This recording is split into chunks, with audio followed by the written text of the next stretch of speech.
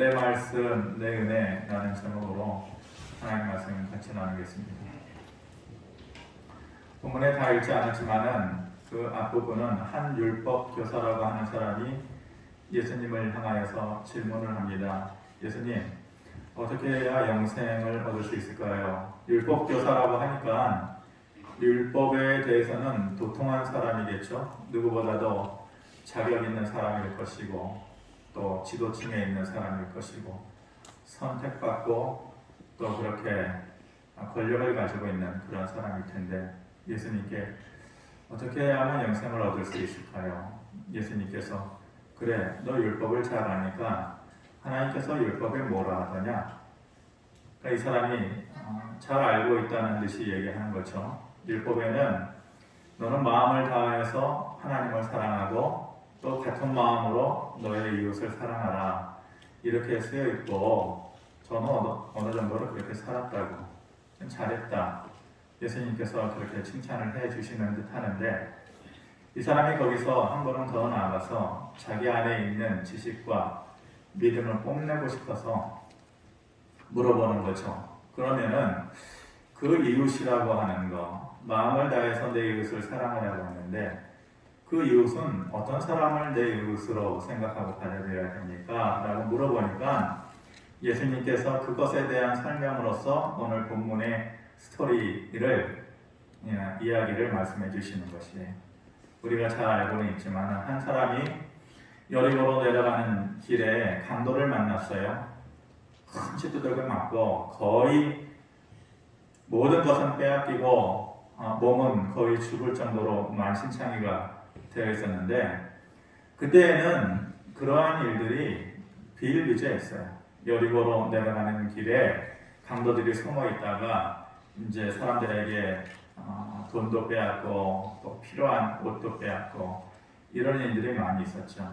요즘처럼 CCTV가 달려 있는 것도 아니고 아무도 모르게 갑작스럽게 이루어지는 일이니까 그렇게 해서 죽어간다라는 것은 불행한 일이요.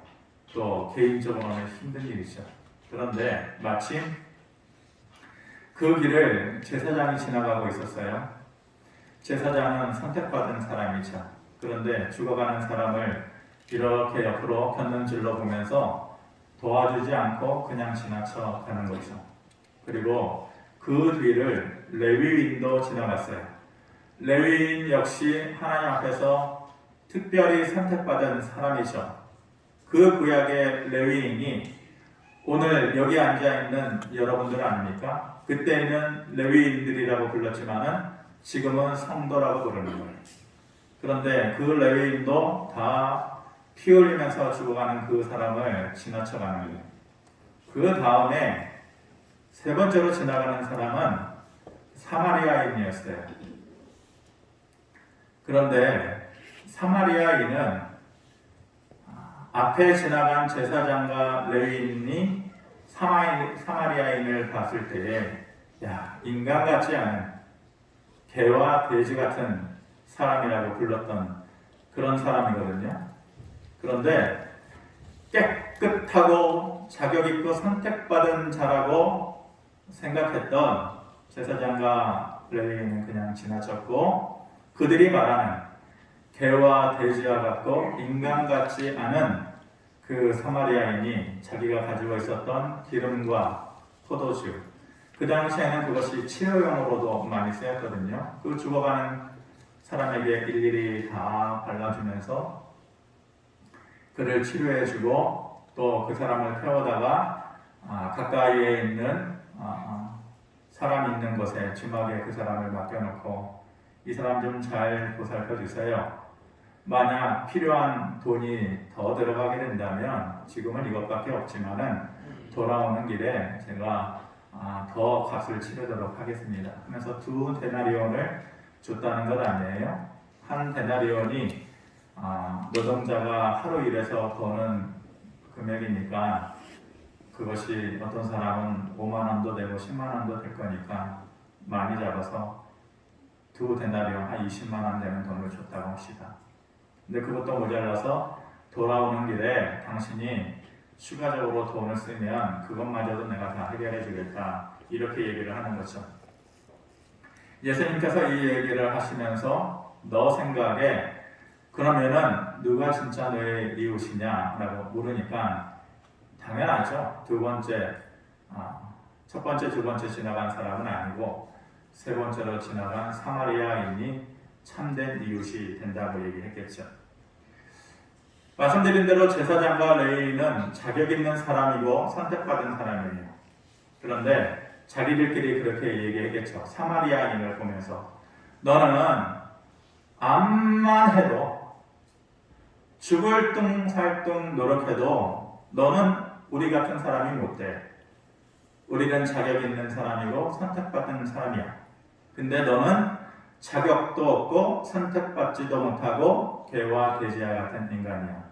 라고 자기들끼리 얘기를 하겠죠. 그런데 그 말을 들은 하나님은 위에서 내려다보시면서 뭐라고 말씀하실 거예요? 착각하지 마라. 하나님께서는 그렇게 분명히 말씀하실 것이에요. 내 생각은 너의 생각과 반대다. 하나님께서 그렇게 말씀하시는 기준이 뭐예요? 겉으로 선택되어지고 자격이 있는 사람이라는 것이 중요한 게 아니고 말씀대로 순종하면서 그 말씀이 나하고 직접적으로 상관이 있는 것이어서 그것을 지키면서 사는 것, 그것이 정작 중요하다는 것이. 여기서 선택받고 자격 있는 사람이라는 것이 누구예요? 아까 말씀드렸지만 그때의 레위인이 지금의 성도들이니까 바로 저와 여러분들 같은 사람이에요. 저와 여러분들이 그때의 제사장과 레위인처럼 말하지 않겠어요? 우리는 선택받은 사람이야. 우리는 자격 있는 사람이야. 교회에 나와서 교회 문을 열고 닫고 들락날락하는 그런 것이 중요한 것이 아니라 하나님의 말씀을 나하고 상관 있는 말씀으로 받아들이고 지키는 자라야 하나님의 인정을 받는 성도가 된다는 것이죠. 수많은 사람들이 말씀을 듣는 것에서 그쳐요. 근데 제 생각에 그것만 해도 잘하는 거예요. 근데 어쩌면 여러분들은 다 세상에서 쓰던 헤드셋을 교회까지 와가지고 걷지 못하고 귀에로 들어가지 못하는 하나님의 말씀이 그렇게 무능력한 말씀이 되는 그러한 사태가 일어나는 것 아니겠어요? 귀를 뚫고 들어가야 마음을 움직이고 머리를 움직이고 그래야 그 말씀이 마음에 씨뿌리게 되어지는데 귀에도 못 들어가는 경우들이 많이 있는 것이 그게 문제죠. 듣는 것에서 그치는 것이 아니고 또한 그 말씀이 나하고 직접적으로 상관이 있는 것이다. 그리 돼야 되는데 그 듣는 것에서 멈추는, 그러니까 믿음 생활을 하는 것이 아니라 종교 행위에 그치는, 그것은 믿음 생활이 아니에요. 그냥 종교 행위일 뿐이죠. 저는 오늘 이 말씀을 부제목으로 지나치는 사람과 머무는 사람 이렇게 정해봤는데 그 기준으로 한번 다시 생각을 해보려고 합니다.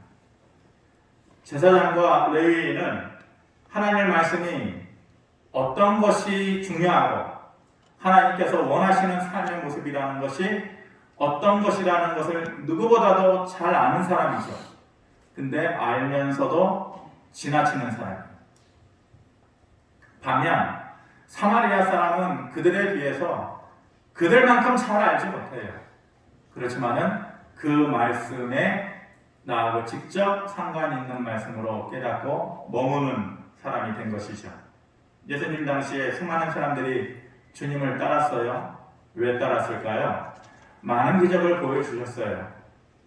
병든 사람을 고치고 귀신 들린 사람 내쫓아주고 그리고 먹을 것도 주셨어요. 오병이어의 큰 기적을 보여주시면서, 그러니까 만약 우리가 상상해 보건대 그런 일들 때문에 사람들이 예수 그리스도를 따라다녔다면 처음에는 수만 명 따라갔을 것 같고 점점 불어나서 수십만 명도 되었을 것 같고 수백만 명도 되었을 것 같은데 안 그래요. 이상하지 않아요? 만약 지금 예수님께서 그런 모습으로 우리 앞에 있다면 수많은 사람들이 따라갔을까요? 더 생각해 볼 문제인 것이죠. 왜냐? 기적을 보고 직접적으로 그 말씀을 들으면서도 자기와는 안 맞는다고 생각하는 사람들이 많이 있었어요. 그런 사람들이 바리새인들과 서기관들 같은 사람이죠. 이상한 것이 오히려 그 사람들은 하나님의 말씀과 하나님의 뜻에 대해서 더 많이 안다라고 생각하는 사람들인데 오히려 그 사람들은 나와 상관없는 것이다 라고 생각했다는 말이죠. 또한 그냥 구경하는 사람들도 많이 있었어요. 병든 자를 고쳐주는 그 현장에 있었고 가난한 자들을 먹이시는 그 삶의 변화를 보면서도 그냥 구경하는 거고 그냥 돌아가는 사람들이에요. 왜 그래요? 아쉽지 않으니까. 충분히 가질 만큼 가져서 당신이 나를 먹여주시지 않아도 나는 살만합니다. 당신이 보여주시는 그 기적이 아니어도 내 인생은 이미 충분하고 행복합니다. 아마 사람들이 그렇게 생각을 했겠죠. 그래서 영생과 구원이라는 것에 관심이 없어요. 단지 지금의 자기의 삶에 만족하는 것이죠. 그래서 요한복음 6장 66절에 이렇게 말씀하셔요. 그때부터 그의 제자 중에서 많은 사람들이 떠나가고 다시 그와 함께 다니지 아니하더라. 예수님의 입장에서 보면은 얼마나 서운할까요? 너희들을 내 백성으로 다시 찾고 하나님의 마음속에 있는 생각을 너희한테 전해줘서 너희들이 무릎 꿇고 회개하고 돌아오기를 바랬건만 그때부터 사람들이 많이 떠나가고 다시 그와 함께 다니지 아니하였다. 그러니까 보여주신 기적이 그들에게 다가 아니었다는 것이. 지금 우리 생각 같으면은 많은 사람이 주님을 따랐을 것 같은데 사람들이 오히려 나랑 상관없는 일로 생각하는 사람들이 의외로 많았다는 거예요. 만약 시간과 공간을 그대로 옮겨간다고 합시다. 지금 여기에 모여있는 사람들이 마치 시간 여행을 하듯이 그때의 그 장소로 그대로 옮겨간다고 합시다. 여러분들은 어떻게 했을 것 같아요? 한번 속으로 생각을 해보세요. 나 같으면 어땠을까? 나는 예수님이 보여주시는 기적과 그 말씀을 들으면서 내 마음을 쳤을까? 그리고 그 예수님의 길을 따라갔을까? 아니면은 이 정도면 됐지. 이미 먹고 살만하니까 볼 거 다 보고 그냥 집에 돌아가자. 저녁 때 이미 맛있는 거 많이 해놨고 이미 충분하다. 어떤 부류의 사람이었을 것 같아요? 노예에서 지난번 노예에 갔더니 설교하시는 목사님이 이런 이야기를 본인이 직접 들은 이야기를 하시더라고요. 어떤 목사님이 집회 중에 헌금 봉투를 내면은 보통 기도회나 뭐 기도원 집회나 이런 데는 기도 제목을 이렇게 써놓고 그리고 누구 이렇게 이름을 쓰지 않습니까? 저도 여러분들이 감사헌금 봉투를 내면은 회계부에서 다 정리하는 게 아니라 저한테 일일이 다 갖다 주면은 어떤 기도 제목으로 기도했는지 일일이 다 살펴봅니다. 그런데 유독 눈에 들어오는 헌금 봉투가 하나 있었는데 기도 제목이 뭐냐면은 하나님 저 좀 결혼시켜 주세요 라는 기도 제목. 그래서 그 목사님이 이 기도 제목 써서 헌금 낸 사람 누구예요? 손 들어보세요 라고 몇 번을 물어보는데 아무도 손을 들지 않더래요. 그러니까 썰렁했겠죠. 그런데 몇 번을 물어보고 나서 저쪽 뒤에서 어떤 여자분 한 분이 쑥스럽게 손을 이렇게 들더라는 것이에요. 그래서 그 목사님이 그 여자를 두고서 정말 뜨겁게 기도해 줬다는 거예요.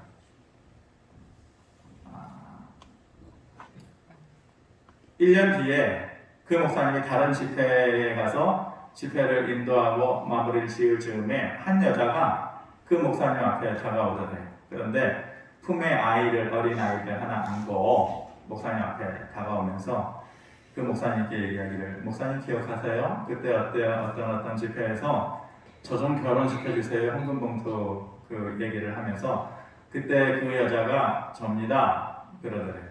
아기를 하나 안고 목사님도 반가웠겠죠. 그러면서 아 그러냐고. 근데 그 여자가 한마디 더 하더래요. 그런데 목사님 사실은 그때 헌금 봉투를 낸 사람은 제가 아니에요.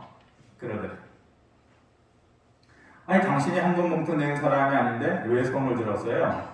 그랬더니 아무도 손을 들지 않기에 목사님이 몇 번이나 물어보는데 아무도 손을 들지 않길래 너무 민망하기도 하고 그래가지고 자기가 대신 손을 들어줬다는 거지. 순간 여러분들처럼 사람들이 좀 웃기도 하고 노예들이 그냥 지나쳤을지 모르겠지만 저는 저를 알잖아요. 그 순간에 이 여자의 그 말이 왈칵 내 마음속에 감동이 됐어요.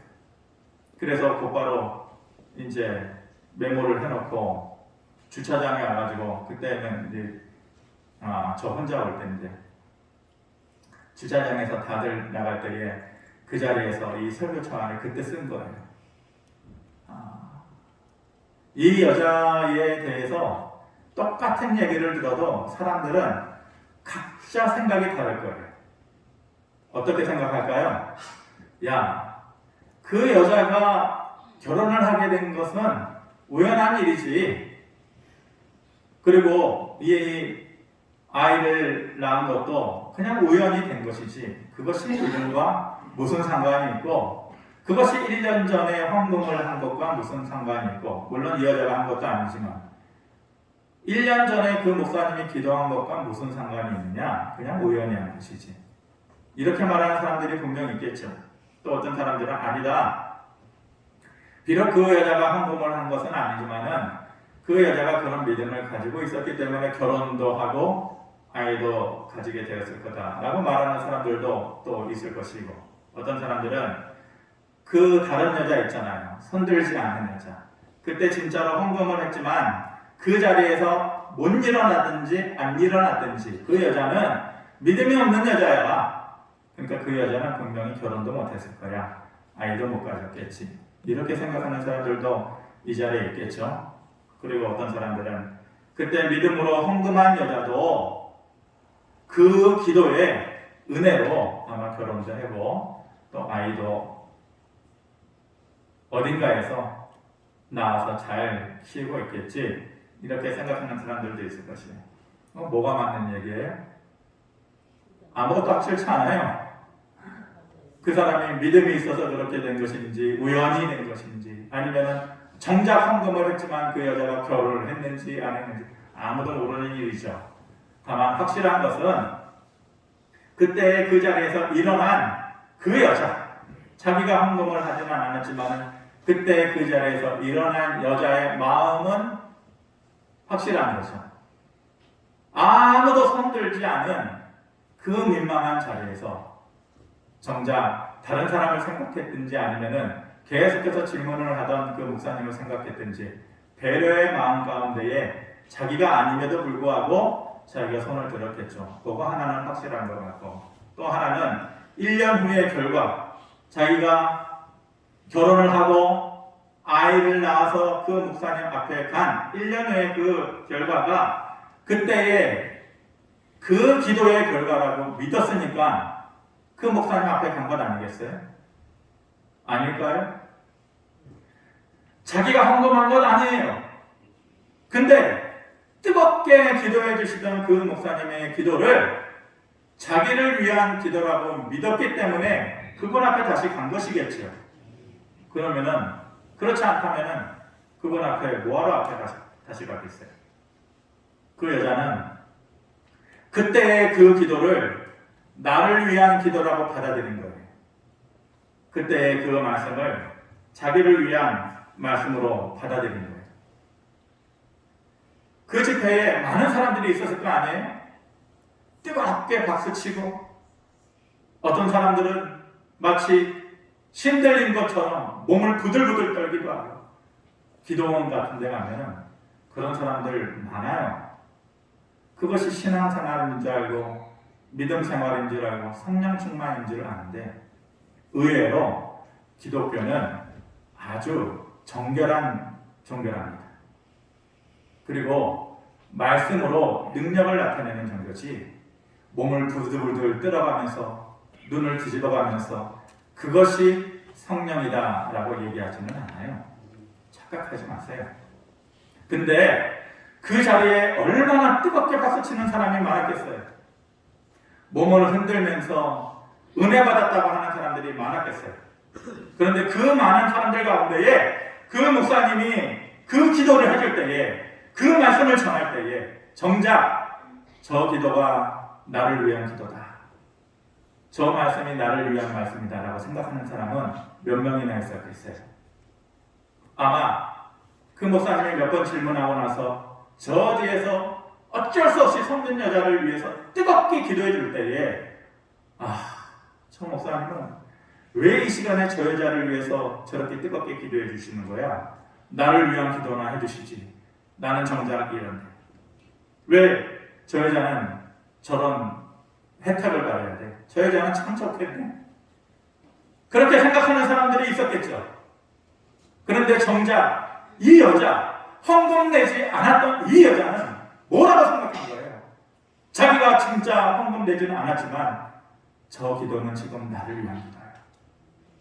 저 말씀은 나를 위한 말씀이야. 그렇게 생각했던 것 아니겠어요? 예수님 시대에 수많은 사람들이 기적을 보았어요. 그런데 모두 다 성령 충만하지 않았어요. 대부분은 지나치는 사람들이었어요. 나랑 전혀 상관없는 기적이라고, 나랑 전혀 상관없는 말씀이라고. 하지만 그 중에서도 이것은 나하고 관련이 있는 거야. 이것은 내게 주시는 거야. 나를 보여주시기 위해서 지금 행하시는 거야. 이렇게 생각했던 사람들이 삶의 변화를 경험했던 것이에요. 천지 차이인 것이죠. 우리가 우리 자신을 봤을 때에 나는 아무리 봐도 믿음이 없어. 그것이 실망스러울 때가 있어요. 그렇지만 거기에서 하나님을 등지지 않냐고. 그래도 하나님, 내 안에 그래도 부끄럽지만 저자씨만한 믿음은 있어요. 하나님, 그것만은 하나님 인정해 주세요. 이렇게 말할 수 있어야 돼요. 내가 하나님 나라의 백성이고 하나님의 자녀인 거 아무도 끊지 못해요. 정작 하나님이 저를 싫어한다고 해도 저는 하나님 놓지 않겠어요. 왜냐? 하나님이 너는 내 백성이라고 말해주셨는데 한 번 말씀하신 거 거두시는 하나님 아니시잖아요. 이렇게 얘기할 수 있어야 되는 것이, 내가 부르면은 하나님은 내 아버지 되시니까 응답해 주시는 하나님 맞죠? 이렇게 말할 수 있어야 되는 거예요. 예수님께서 십자가를 져주신 거 저 사람을 위한 것인가요? 11조 만회하고 새벽 예배 만회하고 보란듯이 교회에 큰 공을 세우고 예수님께서 11조를 십자가를 지신 것은 저 사람들을 위한 것인가요? 나를 위한 것은 아니죠. 이런 말도 안 되는 믿음 없는 소리를 하지 말고, 예수님 보잘것없는 버러지 같은 인생이지만 나 같은 자를 위해서도 예수님 십자가 지신 거 믿습니다. 이렇게 말할 수 있어야 되는 것이에요. 그래서 그 모든 것이 나를 위한 것이고 나와 상관이 있는 일이라고 받아들이는 것, 그 믿음의 자세를 가지는 것과 가지지 못하는 것은 천지 차이의 삶의 모습을 나타내 주는 것이에요. 이렇게 하나님과 가깝게 상관 있는 일이라고 믿는 사람들은 이렇게 말할 수 있어요. 개인적으로는 저는 이렇게 생각해요. 이렇게 생각하는 사람들만이 이런 말을 할 수 있어요. 하나님 앞에 나올 때, 하나님 접니다. 하나님 저 여기 왔습니다. 하나님 제가 지금 여기 있습니다. 이렇게 말할 수 있는 거죠. 하나님과 나하고 관계가 없고 상관없다고 하는 사람은 그 말을 못해요. 그런데 여러분들이 세상에서 이리 치고 저리 치고 수많은 아픔의 요인을 가지고 이 자리에 처음 앉을 때에 하나님 저 여기 왔습니다 라고 말할 수 있는 것과 그러지 못하는 것, 하나님 접니다. 수많은 사람들이 이 지구상에서 예배드릴 때에 하나님 저를 아시기나 하시겠어요? 이것이 아니라 하나님 저 여기 있습니다. 하나님과 나하고 직접적인 상관이 있고 깊이 있는 관계라고 믿는 사람만이 그렇게 할 수 있는 것입니다. 제가 얼마 전에 이 말씀을 드리고 정리를 하도록 하겠습니다. 어떤 가정 신방을 하는 중에 말씀을 전하면서 우리나라 사람들의 신앙은 불신앙이다. 제가 직접적으로 이 표현은 안 했지만 이런 식으로 얘기를 했어요. 우리나라 사람들의 신앙은 불신앙이다. 이 불이라는 것이 안 믿는다라는 아니불자가 아니라 불화자. 우리나라 사람들은 불같은 신앙이다. 뜨거운 신앙. 어떤 면에서는 참 좋은데 한 가지 아쉬운 것은 불같은 신앙이고 뜨거운 신앙이고 겉으로 드러나는 신앙이고 열심인 신앙. 그런데 정작 하나님이 내 삶에 존재하는 것을 느끼는 것, 하나님의 존재감을 느끼는 그 마음은 제가 봤을 때는 현저하게 떨어지는 거예요. 제가 그러면서 이렇게 얘기를 했어요. 유럽 사람들이나 미국 사람들이나 먼저 기독교를 받아들인 사람이고 기독교의 모태가 되는 것 아니에요? 근데 그런 사람들은 불신앙이 아니에요. 뜨겁지가 않아요. 그 사람들을 만나보면서 물론 깊이 있는 사람들도 있지만 대부분의 사람들은 불신앙이 아니에요. 뜨겁지가 않아요. 새벽 예배요? 택도 없어요. 수요 예배요?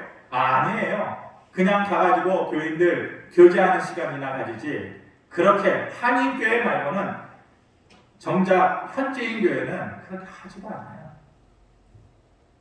그런 사람들을 보면서 한국 교인과 그 사람들을 딱 붙여놓고 만약 하면은 비교도 안 될 정도로 그 사람들의 신앙은 미직미직해요. 그런데 그 사람들이 한국 교인들과 비교해서 다른 모습이 하나 있어요. 뭐냐? 대부분의 사람들이 할아버지 때, 할머니 때 믿고 자기 아버지 때 믿었어요. 그러면서 자기 자신에게 믿음이 왔을 때에 으쌰으쌰으쌰 뜨겁게 하지는 않는데 그 마음 가운데에 뭐가 있냐면은 하나님의 존재감이라는 게 있어요. 하나님이 내 삶에 언제나 함께 하십니다. 그게 할아버지의 신앙이고 아버지의 신앙이었는데 자기 때에 와가지고 불신앙처럼 뜨겁지는 않아도 하나님은 나와 함께 하시는 분. 어떠한 어려운 일이 있어도 하나님은 내 손을 붙잡아 주시는 분. 내 편이 되어 주시는 분. 이 생각이 우리나라 사람들보다 훨씬 깊어요. 우리나라 사람들은 새벽 예배도 나오고 수요일도 나오고 기도회도 하고 주일 예배도 한 번도 모자라서 한 번, 두 번, 세 번 일주일에 수십 번을 그렇게 하고 제자훈련도 하고 다른 곳에 집회도 하고 그 집회 갈 때마다 몸을 부르르 떨어가면서 박수를 치고 몸을 흔들고 그러는데도 정작 삶의 어려운 절벽에 부딪히게 되면 하나님이 나와 함께 하셔 어떤 일이 있어도 내 손을 놓지 않을 거야. 그 생각의 끈을 놓아버리는 거. 뭐가 진짜 신앙인가요? 뭐가 진짜 신앙인가요? 예배를 1000만 번 더 드려도 그들의 신앙을 이기지 못해요. 11조를 100억을 더 드린다 할지라도 그들의 신앙의 깊이를 이기지 못하는 거예요. 화려하고 뜨거운 믿음도 좋지만 뭔가를 하나라도 분명히 흔들지 않고 붙잡는 믿음이 중요한 거예요. 그게 뭐가 되어야 될게요? 하나님은 어떠한 상황 가운데서도 나를 버리지 않는 분입니다. 내 손을 붙잡아 주시는 분입니다. 내 믿음은 부족하지만 하나님 늘 나와 함께 하시는 분입니다. 그래서 하나님, 그 하나님을 생각할 때 하나님, 이 볼품없는 버러지 같은 전대도 하나님 앞에 서면은 하나님과의 직접적인 관계와 나 상관 있는 거라고 생각하면서 하나님 저 여기 있어요. 지금은 저 여기 왔습니다. 하나님 접니다. 수많은 수억 명, 수천만 명이 이 시간에 똑같은 예배를 드려도 하나님 저를 아시죠? 저를 기억하시죠? 이렇게 말할 수 있는 거예요. 그리고 그 어떤 말씀이든지 어떠한 기도든지 그 하나님 앞에서 하나님, 그 기도는 제 기도입니다. 저 말씀은 저를 위해 주시는 말씀이시죠? 그 은혜가 저를 위해 준비해 주신 것이죠? 그 구원은 내 것 맞죠? 하나님의 그 약속을 나에게 주시는 것이죠? 이렇게 얘기할 수 있어야 되는 것이에요. 우리 한번 따라해보고 마치도록 합시다. 다음 슬라이드. 한 구절 한 구절씩 한번 따라해봅시다. 그 말씀 나를 위한 말씀이요, 그 은혜 나를 위한 은혜요, 그 구원 나를 위한 구원이요, 그 약속 나를 위한 약속입니다. 여러분들이 그 집회의 그 여자처럼 내가 직접 헌금하지 않았는데도 그 말씀과 그 기도는 내 것이야, 나에게 이루어지는 것이고 나에게 주어지는 것이고 나를 기억해 주시는 것이고 하나님께서 그렇게 나를 사랑하신다 라는 믿음을 가지고 사는 것과, 그렇지 않고 그냥 슬리퍼 신고 왔다 갔다 하는 것과는 천지 차이의 신앙생활과 삶의 모습이 되는 것이에요. 우리 저와 여러분들 이런 믿음 가지고 삽시다. 겉모습만 딸랑딸랑거리고 성도네 이렇게 오고 가는 사람 말고, 그 자리에 한 번을 앉아도 하나님 저 여기 있습니다, 그렇게 말할 수 있는 믿음이 진짜 아니겠어요? 예? 그런 믿음 가지고 삽시다. 기도하겠습니다.